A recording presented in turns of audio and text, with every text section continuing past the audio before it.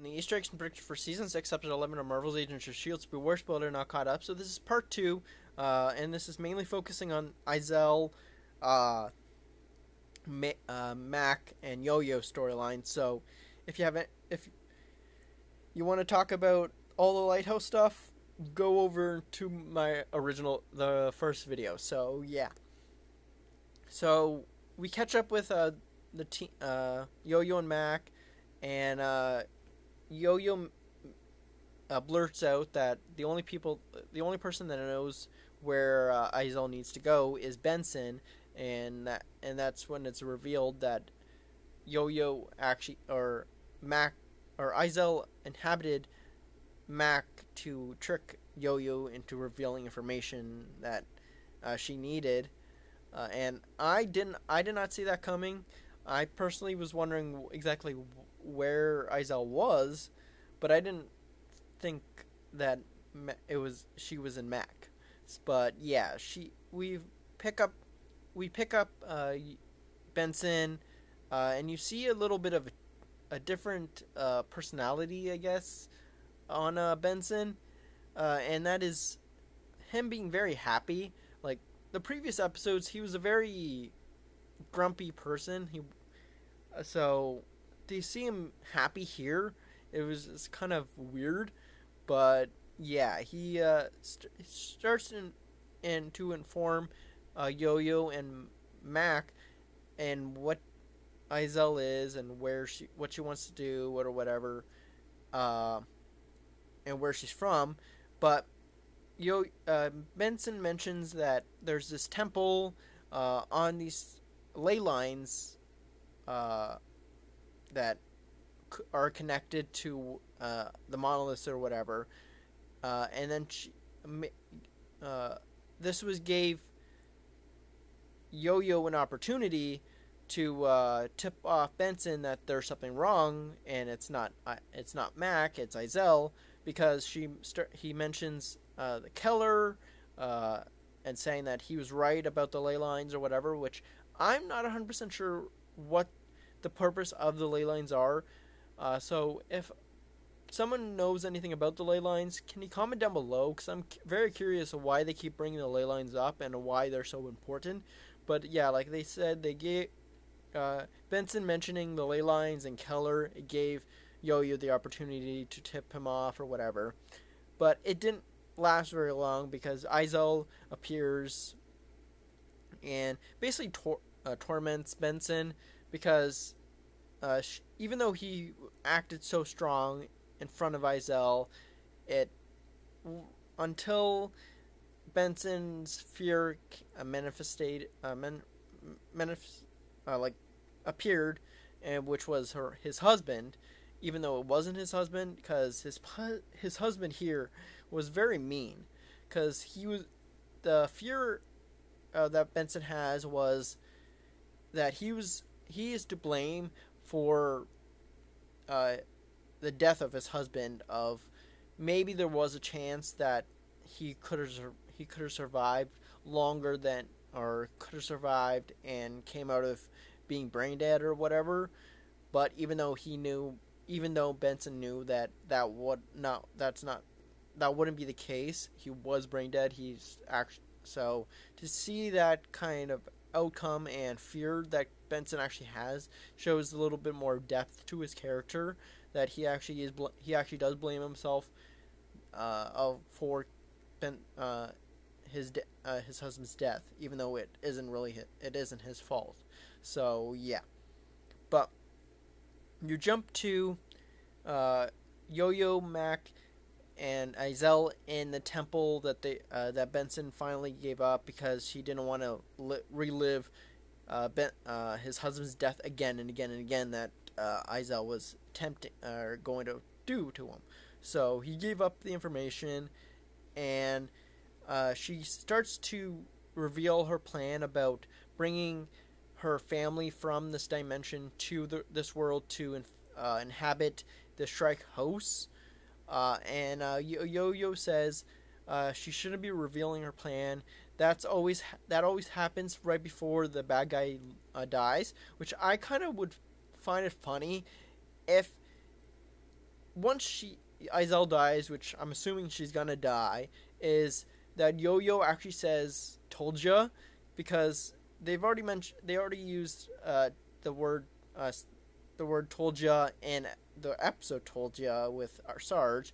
Then Mac used it against back at Sarge in in Collision Course Part 2.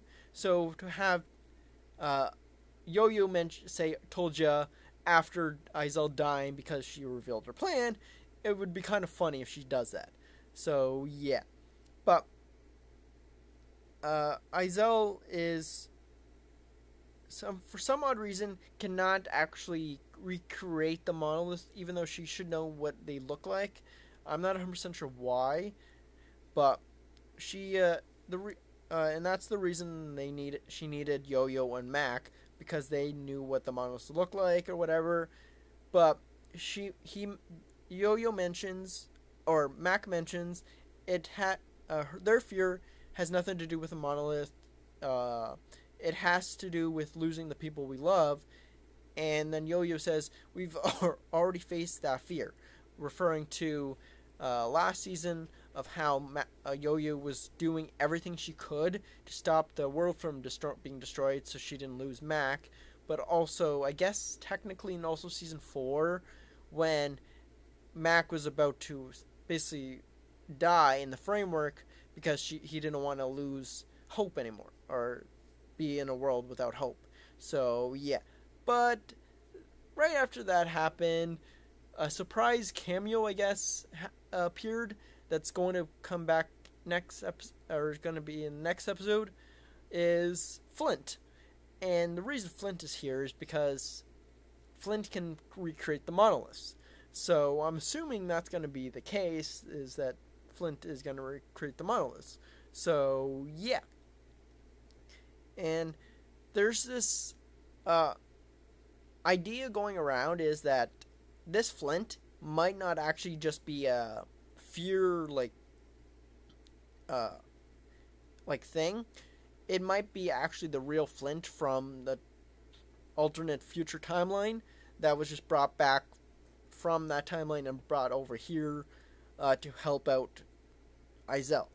And if that's the case, that would be very interesting, that they brought another character from the future timeline to here where they did with Deke, because I actually liked Flint, and I've actually wanted Flint in the season, so to see him back here again, it's cool or whatever. But it also brings up a whole bunch of other opportunities that tie into that's a possibility of season 7. So yeah, and I've mentioned it already about stopping Izel or whatever, and they brought a bunch of ideas of how Izel could be defeated, and they mentioned the sword, the belt that they're going to be making. Like I said, I don't believe it's true, but it's a possibility. People believe it or whatever. Like, I don't 100% believe it. Is that Ghost Rider will come back and stop Izel? But there are two other people that possibly could be are the ones that stop Izel, and that is Daisy, because we know that Daisy can destroy monoliths. We know that they can destroy strikes with her quake powers. So it's a possibility that that Daisy could destroy Izel. But another one that just came out of nowhere in this episode, which I knew that he was going to appear, but I assumed it was just going to be in the finale, so to see him here shocked me, but is Flint. Since his powers are dealing with rocks and whatnot, forming rocks into different things or whatever, which he did in the future. He recreated the monoliths, and that's why he's here in this episode, is to recreate the monoliths. I'm assuming he could also destroy the monoliths. And since the monoliths are created by the same things that the strikes are, which are the same things that are the same weakness that Izel has. That so it's a possibility that Flint could destroy Izel, which would be weird, but that would be very interesting if they go that route. Like, it's a very bizarre thing that no one probably would be thinking of, would be that Flint would be the reason Izel dies.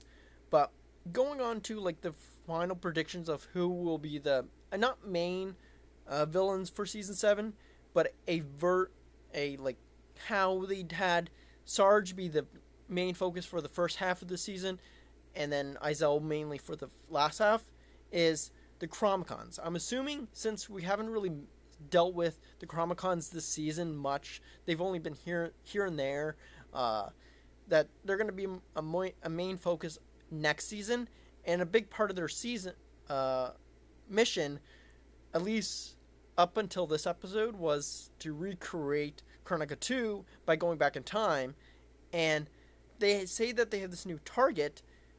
It would be very interesting if that new target was Flint, and they decided to kidnap Flint for him to recreate the monoliths like how Izel is. So when they go back in time, they take him with them, and they can recreate the monolith wherever they jump to. So they can go back and forth between like past and present, and then also future. So that would be kind of interesting. And also considering Agents of S.H.I.E.L.D. loves to focus on one main character each season, like Coulson season 1, Daisy season 2, Ward season 3, Fitz season 4, and Simmons season 5, and then this season being a May season. It would be interesting if next season it is one of like Mac or Yo-Yo, since if the Chromicons do kidnap Flint, it would give extra motive for Mac and Yo-Yo to go after them. Even though they would still go after them in the first place because they're psycho, but it would give them extra motivation to do so. So yeah, so that's it for Easter eggs and predictions, and Easter eggs and references and predictions. So comment down below if I missed any Easter eggs or references, and if you have any predictions for the upcoming episode. See ya.